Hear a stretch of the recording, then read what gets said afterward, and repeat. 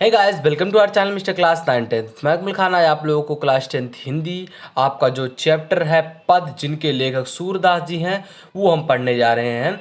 इनके जीवन के बारे में, इनका जीवन का कार्यकाल कहाँ तक था, कहाँ से कहाँ तक, इन्होंने कौन कौन सी रचनाएं की, तो ये हम जानेंगे। और ये जान लीजिए आपका एग्जाम में 3 नंबर का आता है ये लिखने को आपको।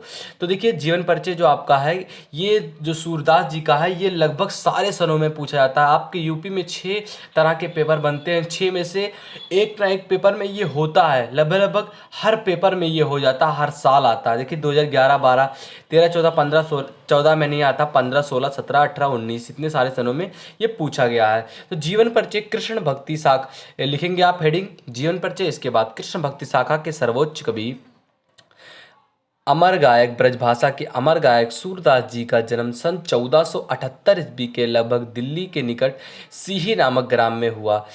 ग्राम में बताते हैं, ये कन्फर्म नहीं है। और डॉक्टर हरिशरण शर्मा और अन्य विद्वान मथुरा के निकट रुनकता के पास सीही नामक ग्राम में मानते हैं। विद्वानों का मत है कि वे सारस्वत ब्राह्मण थे और इनके पिताजी का नाम रामदास था।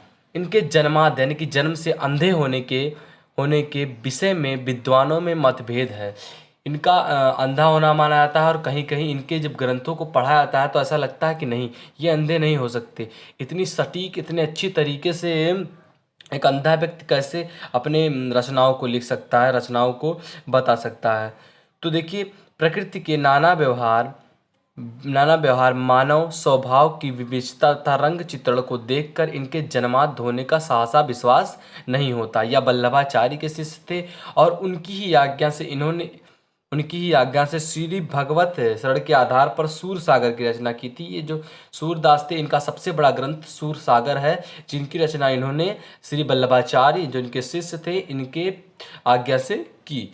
इसके बाद सूरदास की रचना की थी।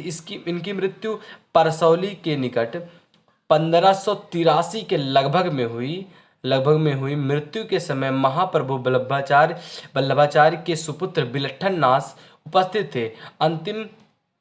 अंतिम समय उन्होंने गुरु वंदना निम्नलिखित पद गाया था। क्या गाया था? भरोसो दृढ़ इन चरणन केरो, श्री वल्लभ नख चंद्र छटा बिनु माध जग अधेरो। तो ये इनकी रचनाएं सूर सागर। अब लिखेंगे आप रचनाएं।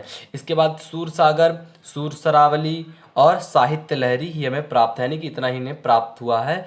और सूर सागर और सूरदास कवि का सबसे प्रमुख ग्रंथ है, यानी कि जो सूर सागर है ये इनका, सूरदास जी का सबसे प्रमुख ग्रंथ ही है। इन्होंने ज़्यादा ग्रंथ की रचना नहीं की, लेकिन इतने एक एक ग्रंथ इनकी किताब हो जाती है। तो ये सूरदास जी, सूर सागर, सूर सरावली, साहित्य लहरी भी एक है, ये लिखे थे। तो इस तरह से अगर आप लिखते हैं तो आपको 3 नंबर मिलेगा।